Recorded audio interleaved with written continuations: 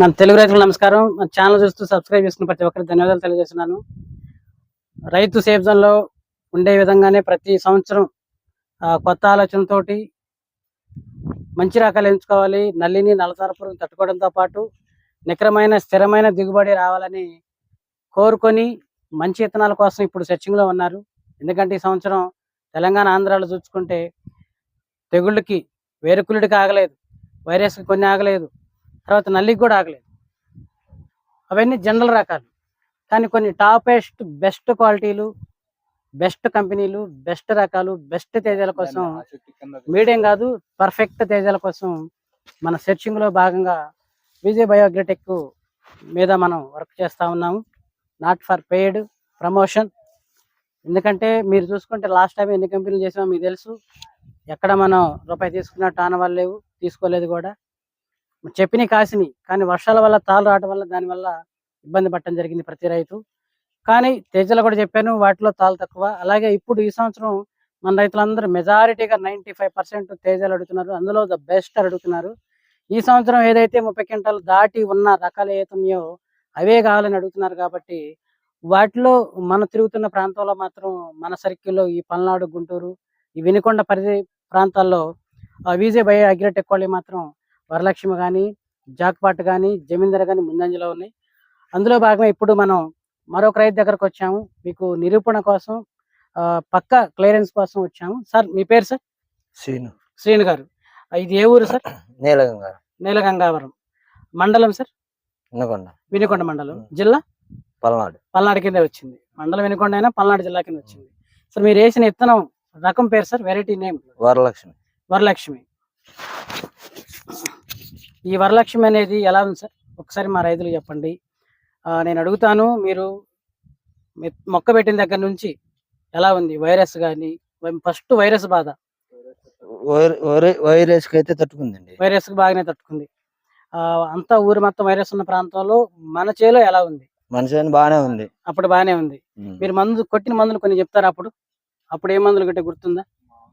మామూలు మందులు కొట్లో ఉంటాయి, తీసుకొచ్చి కొట్టారు. పెద్దగా అయితే నాలెడ్జి పెద్దగా లేదు, ఏది ఉంటే అది అప్పుడు ఆ సమయానికి ఏది ఉంటే అది కొట్టేశారు. అంతే అండి. సో తర్వాత ఇక మొక్క ఎదుగుదల ఎలా ఉంది? ఎదుగుదల బాగానే ఉంది. కాయ కూడా బాగా జంపుగా ఉంటది. తాళ్ళు తక్కువ.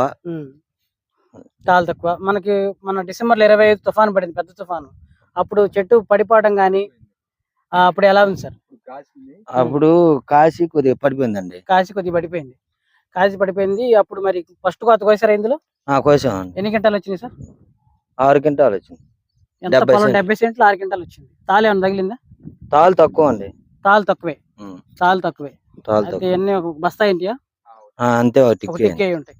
ఒక టిక్కి తాళ్ళు వచ్చింది. 6 క్వింటాల్లో 70 సెంట్ల పొలంలో మొదటి కోత 6 క్వింటాలు, అందులో ఒక టిక్కి తాలు. ఇప్పుడు మళ్ళీ మనం చూసుకుంటే ఈ ఫిబ్రవరి 23వ తారీఖు చూసుకుంటే ఒకసారి కాపు, ఒకసారి మా రైతులు కాపు చూపించండి సార్.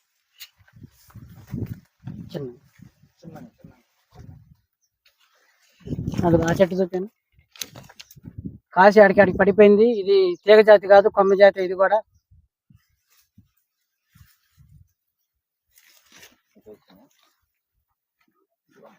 కాపు చిక్కనా పలసనా సార్? కాపు చిక్కనే. జంపు కూడా, కాయ జంపు కూడా ఉంది. బాగుంది. ఇప్పుడు పచ్చికాయ, ఈ పండుగాయ ఎన్ని క్వింటాలు ఉంటాయని మీ అంచనా సార్? ఒక 20 అయితే అనుకుంటా. ఈ 70 సెంట్లు ఇంకొక 20, ఒక 26 మామూలు. మరి మామూలు విషయం కాదు సార్. మరి మన ఊళ్ళో కొంతమంది కొన్ని రకాలు వేసి ఉంటారు. అవి ఎలా ఉన్నాయి? రకం పేరు కాకపోయినా వీటితో పాటు ఉన్నాయి, వీటికంటే ఇంకా బెటర్ గా ఉన్నాయి. మీరు చెప్పండి. మీ అన్నగారా? ఓకే, వాళ్ళ అన్నగారు. సో వాళ్ళ అన్నగారు ఒకసారి మాట్లాడుతుంటారు. మీరు చెప్పండి, మైక్ పట్టుకొని. బాగానే ఉన్నాయండి, ఇబ్బంది ఏం లేదు. వేసుకోవచ్చు. ఏ రైతైనా వేసుకోవచ్చు, ఇబ్బంది ఏం లేదు. ఇది పరిస్థితి.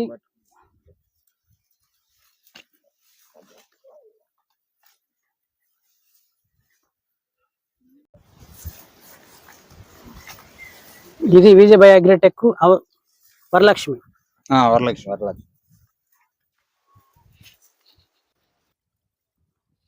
చేను కూడా బాగా అవుతుందండి. చేను కూడా దాదాపు 5 అడుగులు ఉందండి. ఆ. నేను కనపడిన దాదాపు పోతే ఒకసారి కాపు చూసుకుందాం. ఒకసారి మాకు కూడా కాపు చెప్పింది సార్. కాపు బాగా భలే చిక్కన. కోత కోసినాక మళ్ళీ తంతేసిందండి. ఇది ఉమ్. తంతేసి కాసింది. కోత కూలి ఎంతమంది పడుతున్నారు సార్ ఎకరానికి?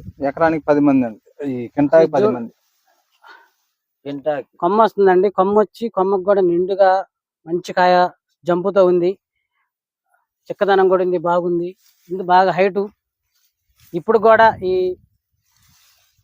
ఫిబ్రవరి చివరిలో కూడా పూత సమర్థవంతంగా కింద అవ్వటం అనేది మామూలు విషయం కాదు. మందులు తెలిసిన మందులే. ఇది మనకి పూత ఎక్కడ పోతే అక్కడ సెట్ అయిపోతుంది. న్యూట్రిషన్స్ తక్కువ వాడారా ఎక్కువ వాడారా సార్? మామూలుగా నార్మల్ గానే వాడారు. కింద కొమ్మలో ఆల్రెడీ కోత కోసారు.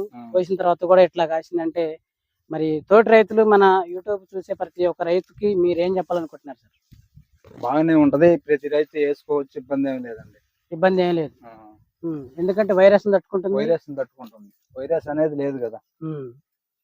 వైరస్ లేదు. వైరస్ ఉంటే మొదట్లో ఉన్న వైరస్ చెట్లు వేరు, ఇప్పుడు వేరు.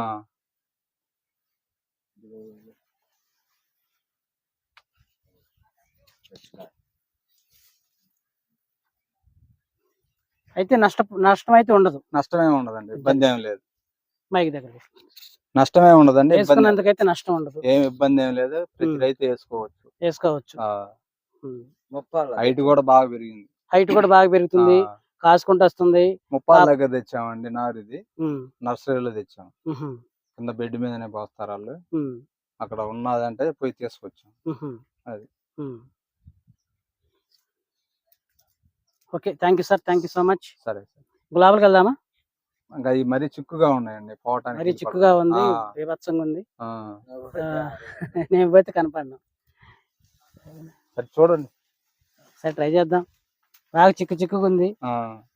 ఇదిగో అసలు భూమి కనబట్టలేదు, బాగా చిక్కుగా ఉంది.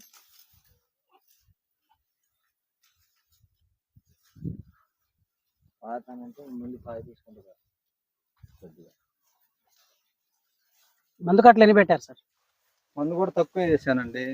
మరి ఎక్కువ ఎత్తే తిరిగిపోద్ది అని చెప్పి తక్కువ వేసా బలం. అది ఆయన ఇచ్చేటప్పుడే చెప్పాడు, బాగా పెద్ద పెద్ద చెట్లు అయితే తీసుకుపోరా. మందు ఎండల కిందలు కొడుతుంటారు సార్? మందుకు ఎండల కిందలు కొట్టారు. నాలుగు వారం వేసాం. వారానికి కొట్టాం. వారానికి ఒకసారి మందు కొట్టాం. ఓకే, ఇదండి పరిస్థితి.